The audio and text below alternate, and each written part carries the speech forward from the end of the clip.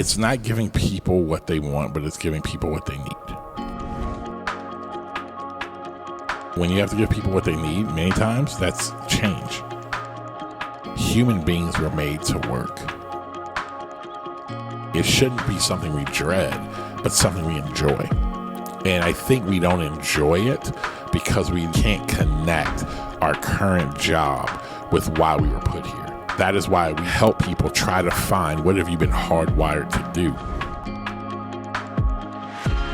Hey, what's up, guys? I want to welcome you back to another episode of the New Rules podcast. We did a 2-part podcast called Let's Make Art. And today you're getting ready to dive into here part 2. Let's keep writing new rules. What I am coming to more of an understanding of self is that it's not giving people what they want, but it's giving people what they need. And when you have to give people what they need, many times that's change. And so I don't want to be a person that's telling people what they need. You know, today's culture, whether you not like you were saying, you know, it is like, man, what are, this generation, what do they need? No, I'm thinking 5 or 10 years from now.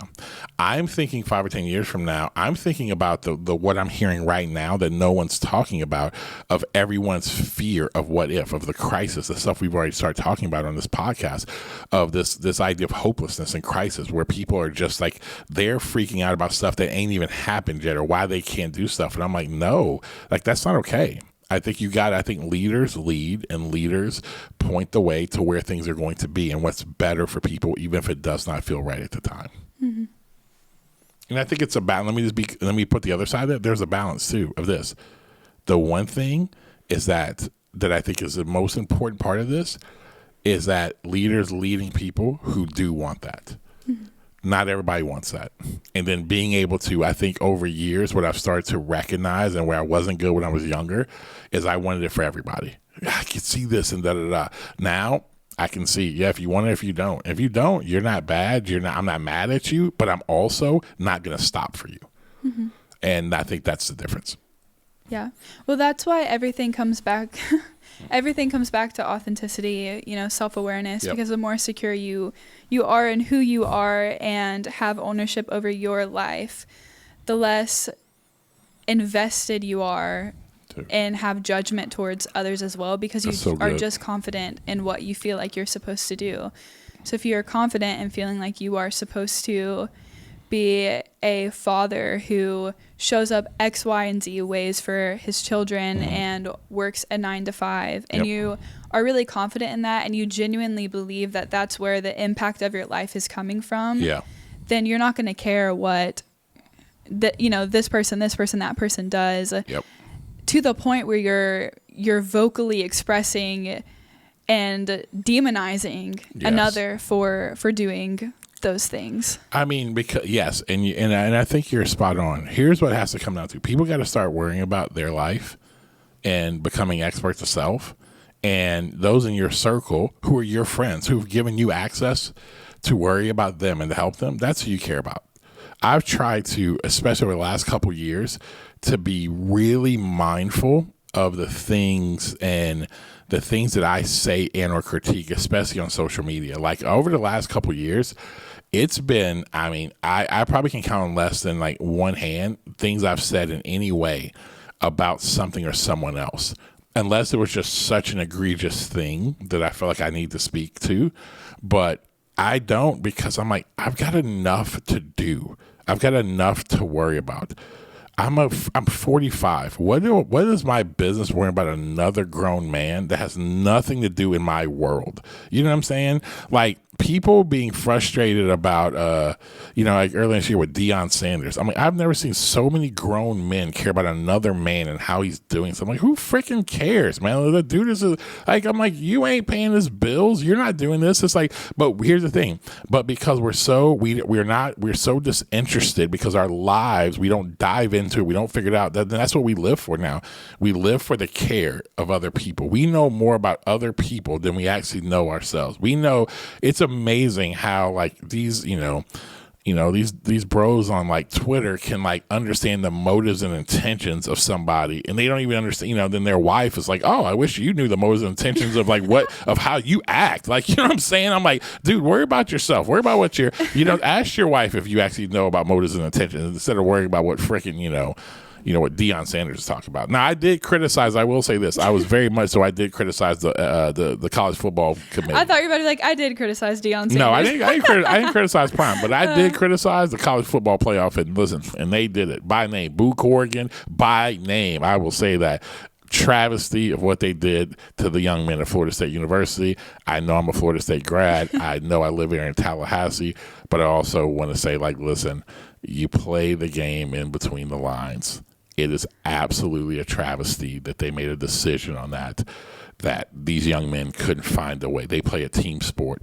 So they play a team sport, so they should have had an opportunity to do it. But what it also showed is what we always said. It's about money. What all has been, let me just say this is completely off topic. What's only being revealed right now about all the stuff that is happening with this college football playoffs and this is that what is being exposed is what's always been there. It's always been about money. It's about power and money. It's not, like everybody talks that crap about equality and everybody talks about a meritocracy. It's crap. What it's about is money and power. So if that is what it came down to. So at the end of the day, this college football thing, it came down to money. That was it. Nothing more, nothing less. Not who's deserving, not who worked hard at it, not whatever. It came down to one thing, money. Who is going to generate the most eyeballs, in their opinion, on that. And in the end of the day, it was just what happens. And then some of these people have the same audacity to be frustrated when kids are jumping from school to school and getting more money in NIL. You freaking kidding me? You set the example. The NCAA is up in arms right now because of like all the NIL stuff and everything that's been going on. And it's just, look, you set the example. You've always been about money. You just had free freaking labor for a long time. And now the rabbit's got the gun and you don't know what to freaking do with it. And you set the tone and you're wondering, and you're the same people talking about, I can't believe this generation, they don't want to work hard. All they care about is money. They don't, about hard work and grit. And then when kids do give hard work and grit, you penalize them for it. It's absolutely stupid. So all of you people who are adults who say this crap, just shut up. You're full of it. All right. Just please, shut up. You're just full of it. All of you. On every side of the aisle, the equality aisle, the meritocracy aisle, you're all full of crap. Sorry. No, but I feel like that does. No, but that gets into the complexities of preference of life versus misuse of power, which goes into a lot of the conversation around work and people in leadership and all of that kind of stuff. So I definitely understand. So I'm going to go into a Tim Keller quote that you talked about before.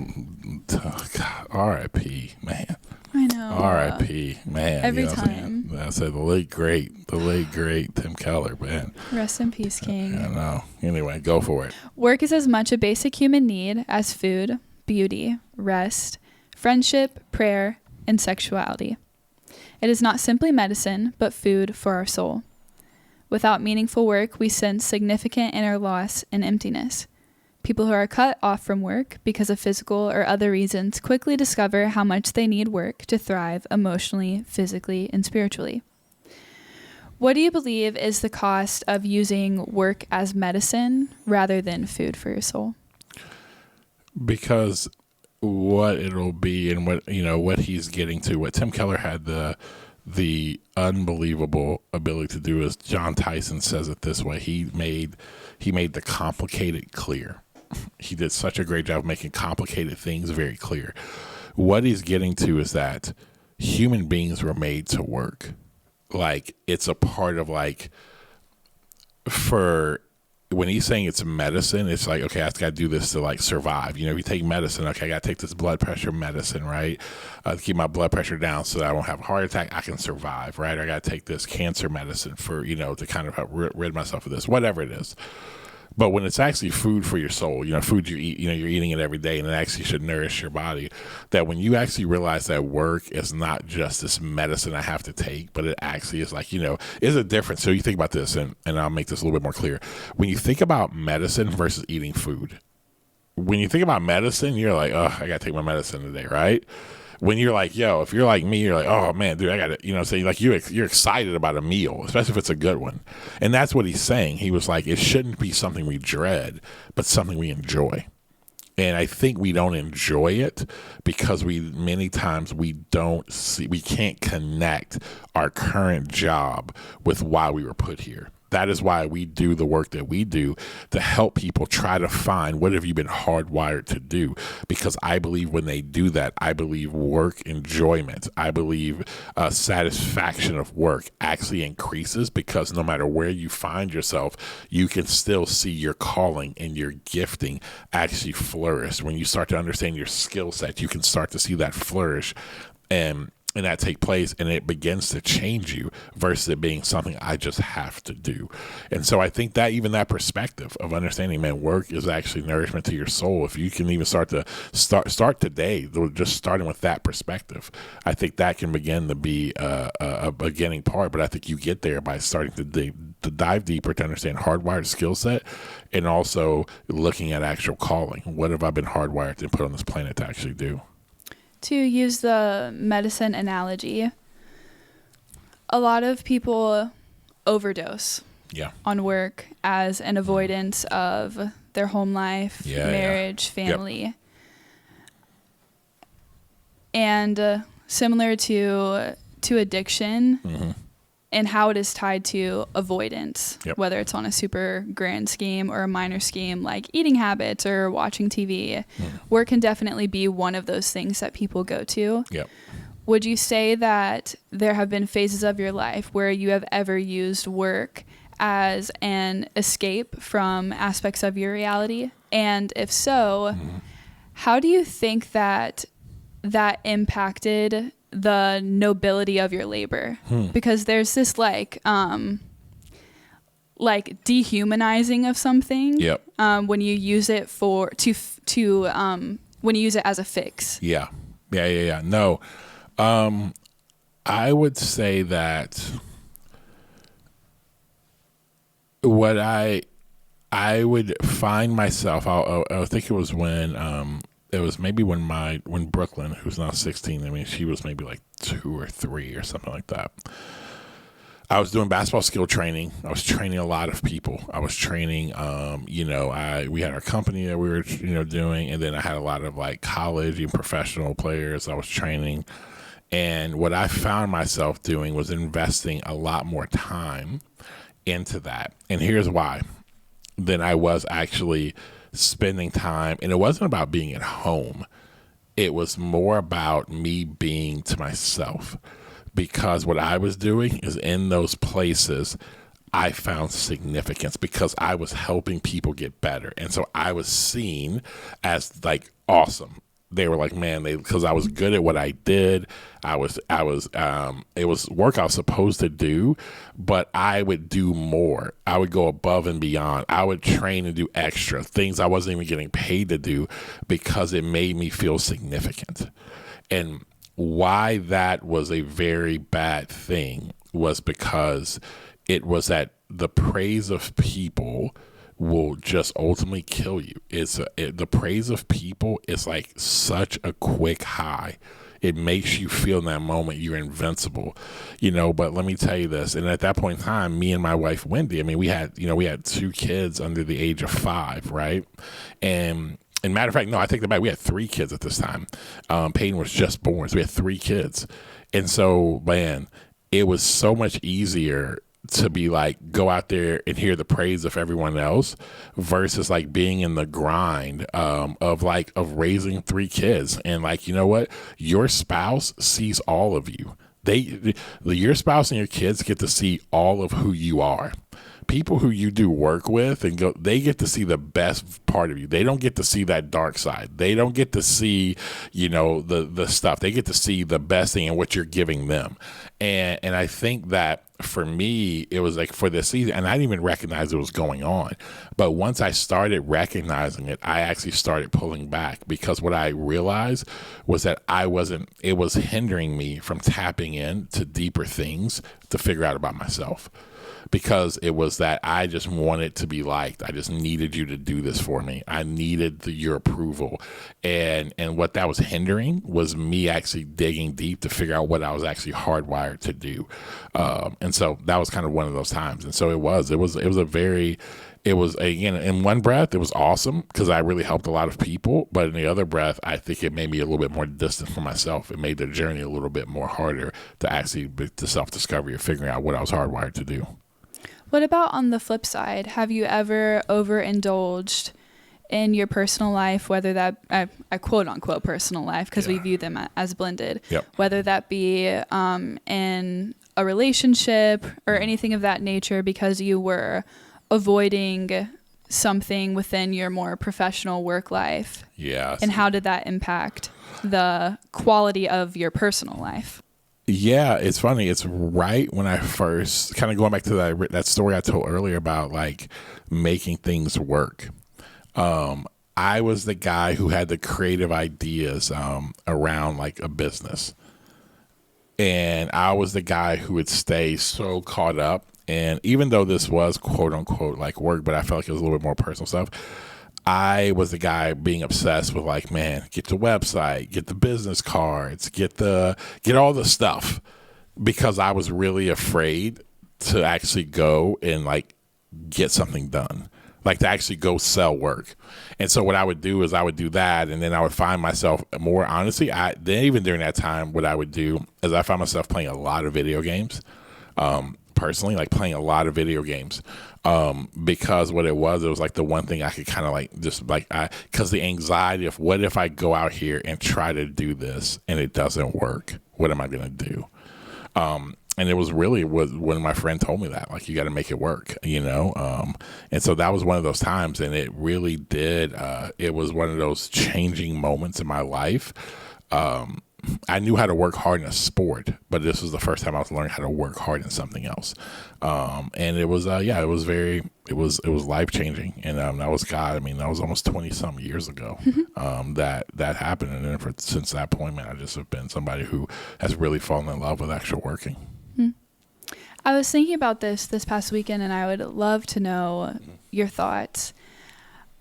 I am single, and I've spent most of my 20s, well, I've spent all of my 20s since I was 18 in a pretty intense working environment, which I love. I definitely want to change that. Yep. But I was thinking about, I wonder how this has developed me to be a better parent in the future. I think something that we typically view as separate. Yep. And people would usually tell me, like, if I want to be successful at that, I probably need to, take some gentle parenting courses. I probably really need to emphasize a lot of my personal relationships. But I was like, the thing that has honestly developed me the most to be a good parent in the future is my work. How, prior to having children, would you say that your commitment, whether that be to sports or to your job, developed you to be and equipped you to be a better parent whenever the time came? Yeah, I think that it does, because when you learn, like, you've been in this environment and you learn about deliverables. I tell people, like, what happens when, like, it's 2 a.m. and you're like, oh man, this child is crying and you can't get this child to go back to sleep. And you're trying to figure it out, and you can't just be like, no, like, I'm just, like, just break down and like not like, try to soothe not try to soothe your child or try to help your child. I'm like, no, like, you've learned the hard work of like, oh, this is this, and I got to figure a way to get it done. I think another thing, especially in the type of work we do, it taught me of like being, learning how to develop people. Man, I use that so much now. Especially now with my kids. I say it this way, like, I want my kids to, like, I want them now at their ages they're at to choose me as their consultant. And what I mean by that, I'm still their parent. I'm still their dad.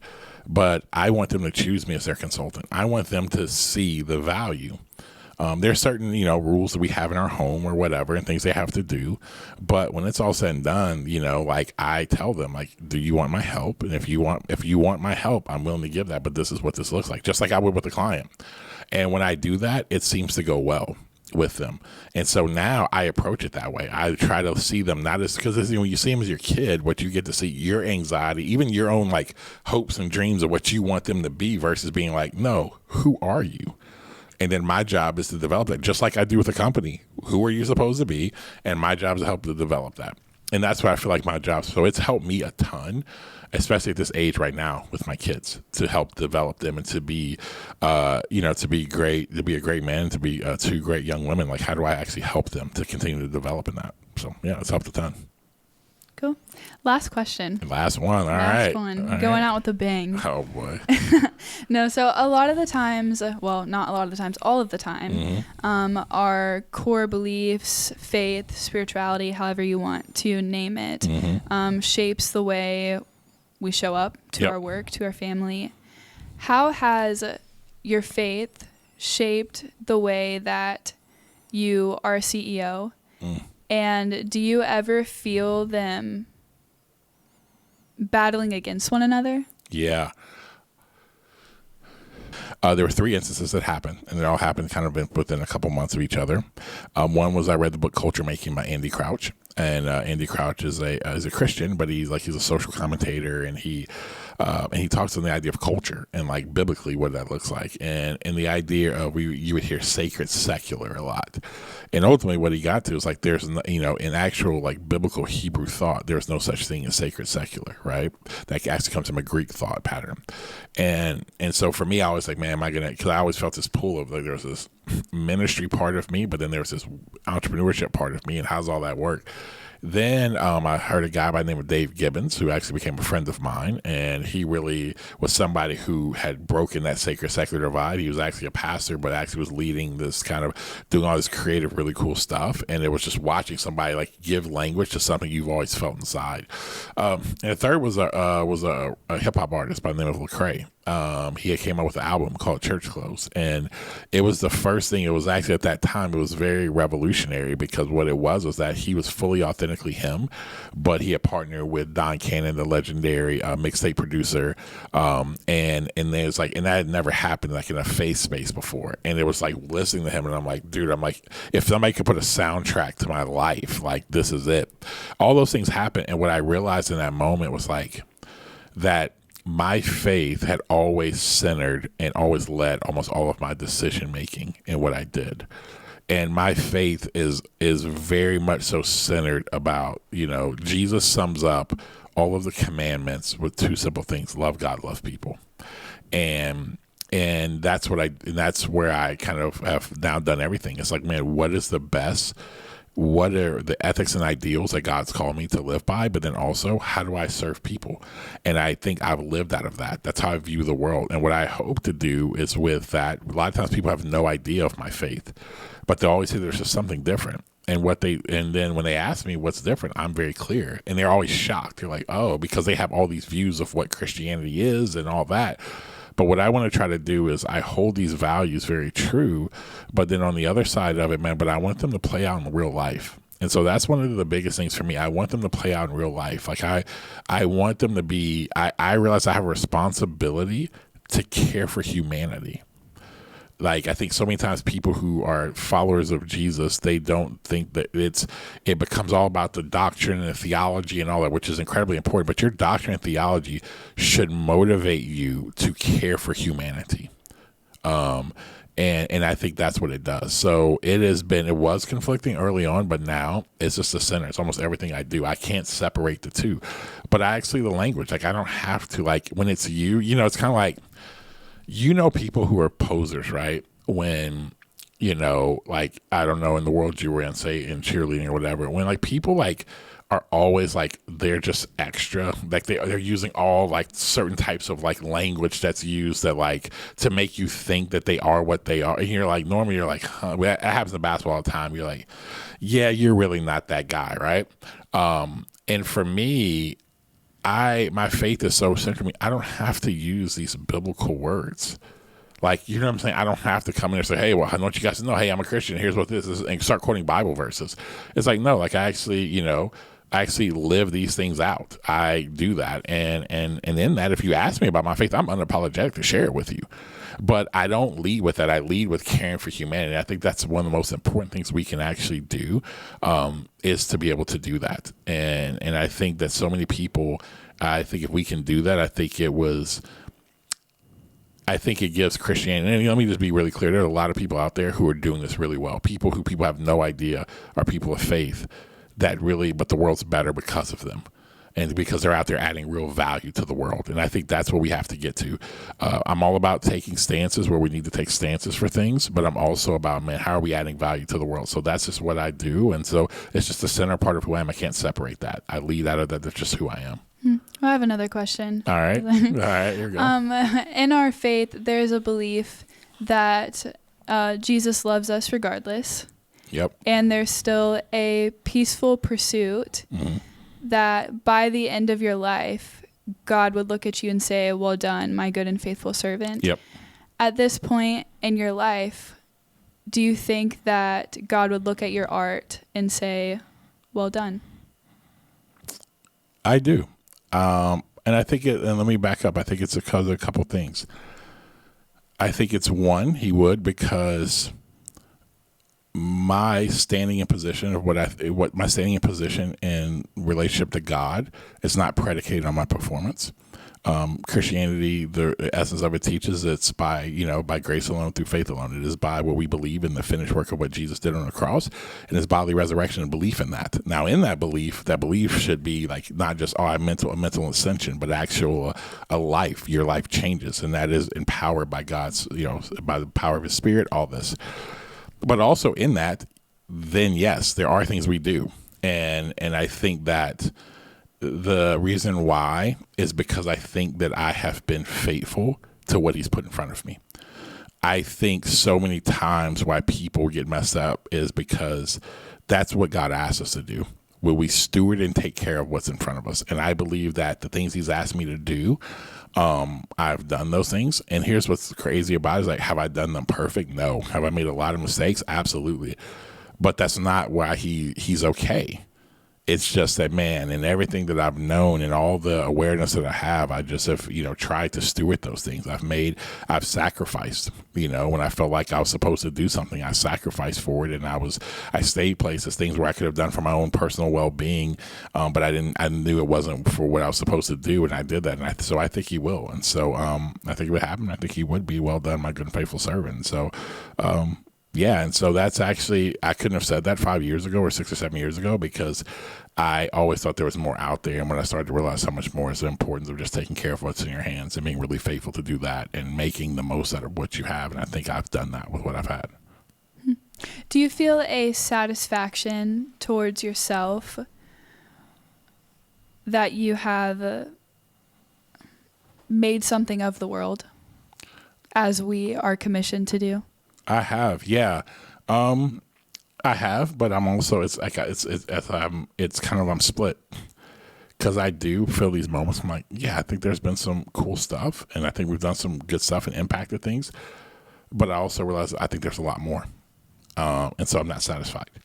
So I'm conflicted, but I think that is what is in the future. Is there going to be a lot more and a lot more impact that's going to actually happen to make the world a better place, So that's why we go into corporate worlds and we do that. Why? Because we want to, a lot of people are going to spend they're going to spend close to 100,000 hours working. We want to make those workplaces better. And I think that's adding value to humanity when we do that. So I think there's going to be a lot more people who get impacted. And not only are we impacting them at their workplace, but the type of work that we do, it's not just to impact them there, it's to impact them at home. The stories I love the most is not that we've made this culture better at this company, is when you hear employees talk about, man, what I learned about conflict resolution, what I learned about having great awareness of self, man, my marriage is better. Man, the way I interact with my kids is better.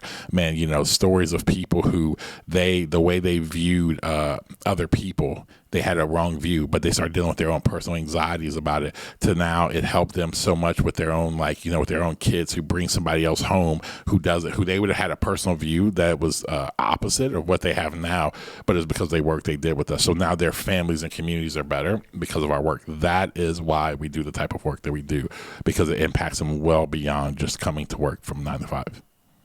Well, guys, hey, I hope that this conversation was helpful. I hope it was insightful. I would encourage you is when you listen to this is that, man, take one thing. What is one practical thing from today? Maybe it's to really rethink about your view of work. Maybe it's to maybe look at your work and say, and realize that you need to work harder. Or maybe you're realizing that, man, that you are working way too much because you're trying to, you're medicating something. But I would encourage you, as you go back and as you're actually listening to this pod, to give one practical application, because what we don't want to do is give you full of a lot of head knowledge and things to do, but we actually wanted to inspire you to take one step to actually being out there and writing new rules. So, hey, keep going, keep writing new rules.